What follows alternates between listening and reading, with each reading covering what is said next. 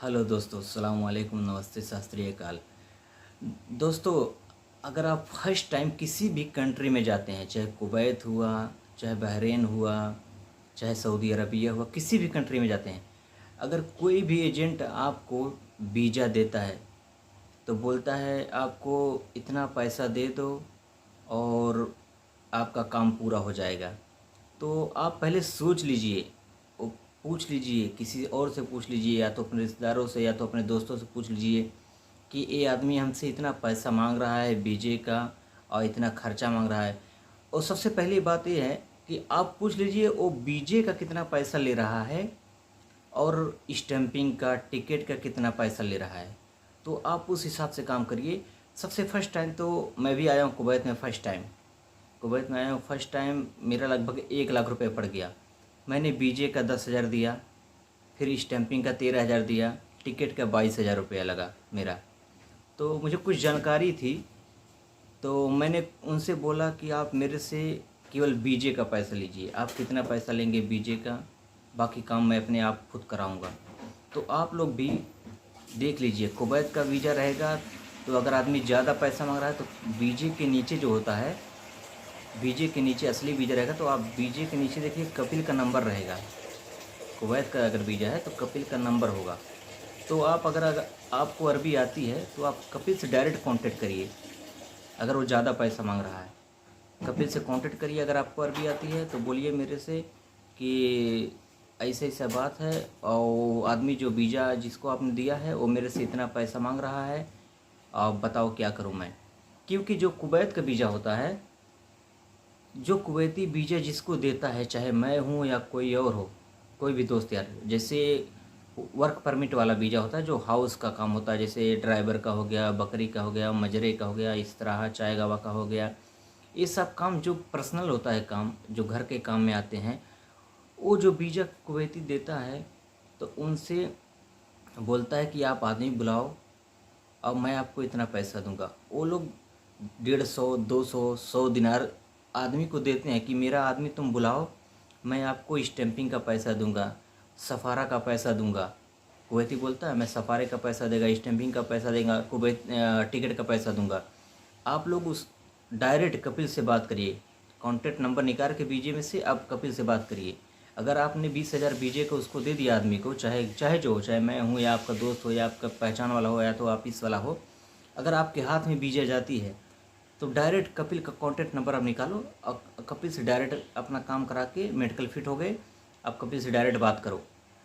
कपिल से डायरेक्ट बात करो कि ऐसा ऐसा बात है, मेरे से इतना पैसा मांग रहा है, आप टिकट का पैसा उसको दे रहे हो या इमिग्रेशन का पैसा, स्टैंपिंग का पैसा दे रहे हो या नहीं दे रहे हो उस आदमी को जिसको आपने वीज़ा दिया है। अगर बोलेगा कपिल हाँ मैं उसको बोला हूँ देने के लिए, तो आप कपिल से बोल सकते हैं कि मैं काम करा रहा हूँ, मैंने उसको इतना पैसा दिया हूँ, वो पैसा जो टिकट का होगा, स्टैंपिंग का, इमिग्रेशन का होगा, वो पैसा आप मेरे पास डायरेक्ट भेज दीजिए, या तो मेरे आने के बाद मैं किसी से कर्जा लेके या किसी से और से लोन पे लेके या किसी वजह से, मतलब रिश्तेदारों में लेके पैसा मैं काम करा रहा हूँ और मैं आऊँगा, मेरे को पैसा आप दे दीजिएगा, उसको पैसा मत दीजिएगा। ऐसा आप बोल दीजिए कपिल से डायरेक्ट फ़ोन करके। आपको अगर अरबी आती है तो, अगर आप फर्स्ट टाइम हैं, नए हैं, अगर आपको अरबी नहीं आती है तो किसी जानने वाले दोस्त यार से आप वीज़ा आपके हाथ में आया, मेडिकल आप फिट हो गए, तो आप उनसे बात करा दीजिए कपिल से, कॉन्टैक्ट नंबर निकाल के वीजे में से कि ऐसे ऐसा आप बोल दो कपिल से, देखो देखो क्या बोलता है कपिल। इस वजह से मैं आपको बताता हूँ वीज़ा, कुवैत का वीज़ा कैसा होता है। आप यहाँ पे देख सकते हैं स्क्रीन पे, कुवैत का वीज़ा ऐसा होता है, मोहर लगा रहता है, वाइट कागज़ में नहीं रहता है, एकदम ओरिजिनल वीज़ा जाता है। कुवैत का जो वीज़ा होता है वो ओरिजिनल जाता है वीज़ा। डुप्लीकेट वीज़े से सावधान रहिए। किसी भी काम में आने से पहले आप 10 बार सोच लीजिए, क्योंकि यहाँ पे आराम नहीं है, आराम हराम है यहाँ पे। आप आए हो ये मत सोचना कि कुवैत में हर आदमी है या बहरीन में है, सऊदी अरबिया में है, अच्छे से मज़े में होगा, पैसा कमा रहा है।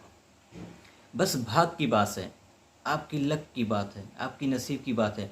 अगर आप अच्छे जगह पहुंच गए तो समझिए वाह वाह। अगर आप अच्छे जगह नहीं पहुंचे, जो भी पैसा लगा के आएंगे वो पूरा पैसा आपका बर्बाद हो जाएगा। क्योंकि यहाँ पे जो बुलाता है वो भी कुछ नहीं कर पाएगा कपिल से, वो भी कुछ नहीं कह पाएगा। बस यही कहता है, कहेगा कि आप उसको भेज दो, आदमी नहीं रोएगा, ऐसा होगा। अगर अच्छा कपिल होगा तो भेज देगा, नहीं तो वो डायरेक्ट बोलेगा ठीक है मैं भेजूँगा कब, मेरे को वीजे का पैसा जितना मैं दिया हूँ उतना मेरे को वीजे का पैसा दो, और मेरा जो एकामा मेडिकल कराया हूँ उसका खर्चा मेरे को पूरा दो, और टिकट का पैसा दो, फिर मैं भेजूँगा। तो आप बुरी तरह से फंस जाएंगे। उधर से 1 लाख रुपये लगा के आएंगे, इधर भी 1 लाख देना पड़ेगा, आपका 2 लाख रुपये खर्चा हो जाएगा। इससे पहले आप आने से पहले 10 बार सोच लें। भाइयों यहाँ पे अच्छी चीज़ नहीं है, चाहे कुवैत हो, बहरीन हो, कोई भी कंट्री, गल्फ़ कंट्री हो, आप आएंगे कमाने के लिए, ये समझ लीजिए मैं जा रहा हूँ नौकरी करने। यहाँ पे आने के बाद आप उनका गुलाम बन जाएंगे। ये मत सोचिए मैं इंडिया में जैसे घूमता हूँ राजा की तरह नौकरी करता हूँ, अच्छा लगे ठीक है, नहीं अच्छा लगेगा मैं दूसरी जगह चेंज कर लूँगा, ऐसा सिस्टम नहीं है यहाँ पे। आप 10 बार आने से पहले 10 बार सोच लीजिए कि विदेश में जाने के बाद, गल्फ़ कंट्री, किसी भी गल्फ़ कंट्री में जाने के बाद आप यहाँ पे आ गए तो समझिए आप उनका गुलाम हो, चाहे मैं हूँ चाहे और कोई हो, वो जो बोलेंगे वो करना पड़ेगा। कोई कोई बोलता है आप चले जाओ ड्राइवरी बस करना है, बस ऐसा नहीं है कि आपको यहाँ पे बस केवल ड्राइवरी करना है। आप जिससे वीज़ा लेंगे इससे इत्तेफाक भी करेंगे कि बस मेरे को ड्राइवरी करना है, तो ऐसा कोई वो नहीं है। कुवैत में आपको बता दूँ 70 से 75%, 100 में 70 से 75% लोग ड्राइवरी का काम करते हैं, इस तरह का काम करते हैं, घर में सफाई करते हैं, जो दुनिया में चाय गाँव पिलाते हैं, ऐसा काम करते हैं। आप भी आके फंस सकते हो। आप उनसे कितना भी बात करोगे कि मेरे को ये बस ड्राइवरी करना है, बस कुछ नहीं करना है, वो बोलेंगे हाँ हाँ बस यही काम करना है, ऐसा कुछ भी नहीं है। हाँ अगर आपका नसीब अच्छा है तो अच्छी जगह पहुंच गए, अगर अच्छा नसीब नहीं है तो आप बुरी तरह फंस जाएंगे। क्योंकि आप आने से पहले, कहीं भी गल्फ़ कंट्री में आने से पहले 10 बार सोच लें।